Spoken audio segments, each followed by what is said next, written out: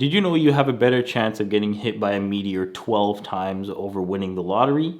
So we've all heard of the lottery, right? You spend a small amount of money to possibly win a large amount of money. Sounds good, right? Well, let's discuss it in detail. So we've all seen the commercials. You can win, say, $20 million by buying a little piece of paper with most of the time some meaningful numbers on it. Like, for example, your dad's birthday or how many times your grandma has been divorced. So you get your paycheck from work and you go to the convenience store and you tell the person working that you want to play the lottery. You put your numbers in and you wait. And you go home to find out that you were only one number off. So that temptation starts, going on in your head, and you decide that you're going to play again because you were only one number off last time. So that means the next time you have to win, because that's how probability works, right? So let's say you win the lottery and you win the $20 million or whatever the prize is. And then the government comes knocking on your door for their share because they have to get paid somehow, right? Well, depending on your area, these rates will fluctuate, but don't expect your winnings to be tax-free. So, for example, let's say that you live in a place where you don't pay any taxes on it at all, and you walk away with your full 20 million. Now your life is supposed to be all, sunshine and rainbows, right? Well, I should also let you know that 33% of all lottery winners file for bankruptcy, and 50% of all lottery winners report no change in their happiness level whatsoever. Now, in my research, these are the reported odds of winning the lottery. You have a 1 in 1,000, you have a 1 in 50,000, you have a 1 in 1.2 million, and a 1 in 13 million. Doesn't sound like the best odds to me. I want you to just stop giving these people your money because it's not doing you any good. There's this article that I read on the Bloomberg report, and it says that lotteries are doing damage to the people that can least afford it. Now, this is an American article, but Canada and US are basically the same, except we don't have Trump and we have, free healthcare. So here's the article. And it says Americans spend tens of billions of dollars on government-run lotteries each year. But as income inequality widens, low-earning households spend a disproportionate amount of money on lottery tickets, according to a new study. The lowest income households in the US, on average, spend $412 annually on lottery tickets, which is nearly 4 times the $105 a year spent by the highest earning households, according to a study released on Wednesday by Bankrate.com. And almost 3 in 10 Americans in the lowest income bracket play the lottery once a week, compared with nearly 2 in 10 that earn more than that. So what does this tell you? If you do what rich people do, then you will become rich people. Why do you think people that make less spend more on the lottery?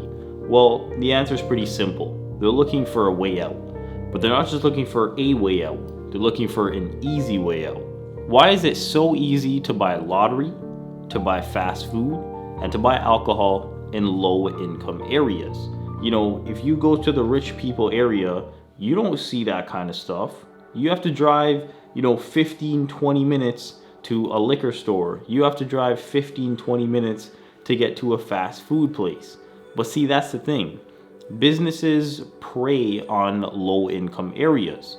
When you go to a low income area, stuff like convenience stores and liquor stores and fast food places are right outside your door.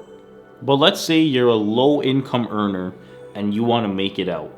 Read books, invest your money, and do what rich people do.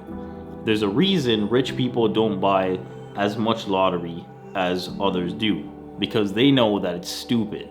Rich people don't do stupid things with their money. So let's do some math. Now, I do want to preface this part of the video by saying I did not do any of this research. This is from Dave Ramsey, who is a kind of like a financial investing, kind of guy. So this all came from him. I did not come up with any of this. I'm pretty sure I can't put his video in my video because of like copyright and all that kind of stuff. But I'm just going to give you the gist of what he said. So Dave Ramsey says $422 annually divided by 12, there's 12 months in a year, equals $35 a month. $35 a month invested in a growth stock mutual fund one with a good long track record. 99 times out of 100, if you do that from the age of 25 to the age of 65, you will have $411,000 in your nest egg. $35 a month. I know some people that spend $35 a day on lunch at work. If you put $35 into the lottery, what will you have at retirement? Probably nothing, because you thought that the lottery would save you.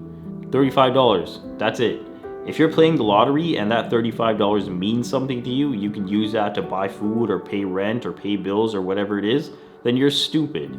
If you're rich and that $35 doesn't mean anything to you, you make that back in 2 hours on your investments or whatever it is, then be my guest, because rich people have the disposable income to do so. But if you're living paycheck to paycheck, if you're making, say, less than 40 grand, whatever it is by your own definition, if you're sick and tired of being sick and tired, just stop buying into things like the lottery. All you're doing is hurting yourself, and you're lining the pockets of politicians. $35 a month at 8% is about $2,500 a month. It's $33,000 a year to have $411,000 when you retire. If you plant corn, you will grow corn. If you plant nothing, you will have nothing. And as always, thanks for watching.